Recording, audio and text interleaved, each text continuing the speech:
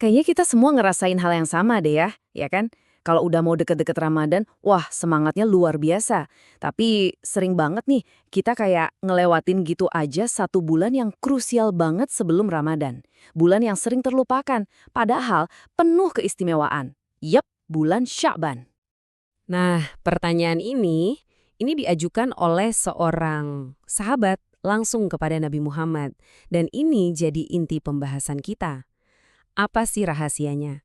Kenapa bulan Sya'ban ini begitu spesial sampai-sampai Nabi memperbanyak puasa di bulan ini? Yuk, kita coba bedah bareng-bareng jawabannya. Oke, alasan pertama kenapa Syaban ini istimewa, jujur ini agak mengejutkan. Keutamaannya itu justru datang dari sesuatu yang nggak kita duga, yaitu karena bulan ini sering banget bikin orang lalai dan lupa. Coba deh kita lihat posisinya, Syaban itu kan kejepit ya, di antara dua bulan superstar, Rajab yang merupakan bulan mulia, dan pastinya Ramadan yang kita semua tunggu-tunggu. Nah, karena posisinya ini, Sya'ban jadi sering kelewat, nggak kelihatan. Tapi justru disitulah letak emasnya. Di saat banyak orang lagi nggak fokus, disitulah ada peluang unik buat kita beribadah dengan lebih tulus. Jadi, intinya gini, ibadah yang kita lakukan pas orang lain lagi pada santai atau lupa, itu nilainya bisa jadi lebih tinggi dari sisi keikhlasan. Benar-benar jadi amalan personal yang kuat, cuma antara kita dan Tuhan. Kenapa ini penting banget? Karena ini jadi bukti kalau hati kita tuh beneran nyala, beneran terhubung, bukan cuma sekedar, ya ikut-ikutan aja pas lagi musimnya. Oke, sekarang kita masuk ke utamaan besar yang kedua dari bulan Sya'ban. Kalau yang tadi tuh lebih ke soal hati, nah yang ini hubungannya sama waktu. Ada satu momen spiritual yang sangat-sangat penting. Coba bayangin deh, ini tuh kayak momen laporan tahunan spiritual kita. Semua amalan kita yang baik, yang kurang baik selama setahun penuh itu dikumpulin dan diangkat, dihadapkan kepada Allah. Ini momen yang krusial banget buat kita ngaca, buat introspeksi, dan jadi kesempatan terakhir buat memperbaiki catatan kita sebelum diserahkan. Dan kutipan ini ngejawab tuntas pertanyaan kita di awal tadi. Inilah alasannya. Ini kenapa Nabi memperbanyak puasa di bulan Sya'ban? Beliau ingin, pas rapor tahunan amalnya lagi diangkat, beliau itu ada di kondisi ibadah terbaiknya, yaitu lagi puasa. Wah, ini pelajaran yang dalam banget ya buat kita. Nah, sekarang kita ngomongin yang paling praktis nih, yang paling relevan mungkin buat kita semua sehari-hari, yaitu peran Sya'ban sebagai, katakanlah, training ground atau arena latihan, baik fisik maupun spiritual. Analogi ini pas banget kan? Puasa yang banyak dilakukan Nabi itu bukan tanpa sebab.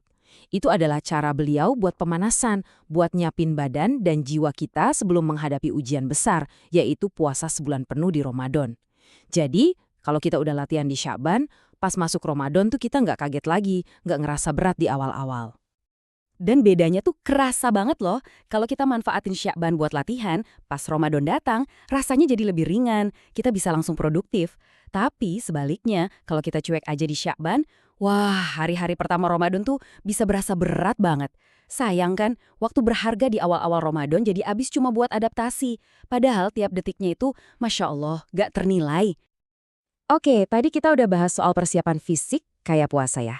Sekarang kita pindah ke persiapan yang nggak kalah penting. Malah bisa dibilang ini lebih fundamental lagi, persiapan hati.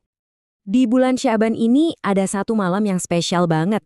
Namanya malam Nisfu Sya'ban. Malam ini tuh terkenal sebagai malam di mana Allah membukakan pintu ampunannya seluas-luasnya buat semua makhluk. Ini benar-benar tawaran rahmat yang luar biasa, kayak kesempatan emas buat kita riset dan mulai lembaran baru.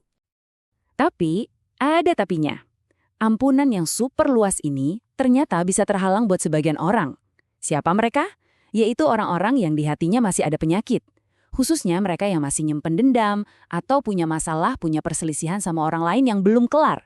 Ini nunjukin banget ya, kalau hubungan kita sama manusia itu ngaruh banget ke hubungan kita sama Tuhan. Terus gimana dong langkah praktisnya? Simpel aja, ada 3 hal yang bisa kita coba lakuin. Pertama, maafin orang lain. Lepasin. Kedua, yuk coba inisiatif buat berdamai, selesaikan urusan yang belum beres. Dan yang paling penting, lurusin lagi niat kita. Ini nih bekal paling utama biar kita bisa masuk Ramadan dengan hati yang plong, yang bersih. Jadi, sebagai penutup nih ya, yuk kita ubah cara pandang kita soal bulan Sya'ban. Sya'ban itu bukan cuma ruang tunggu, bukan sekedar bulan transisi sebelum Ramadan. Justru ini adalah bulan yang aktif, bulan buat kita membentuk diri, ngelatih ikhlas, dan bersih-bersih hati. Dan ini pertanyaan terakhir buat kita renungkan bareng-bareng. Persiapan fisik, puasa, itu penting. Tapi ujung-ujungnya semuanya balik lagi ke hati.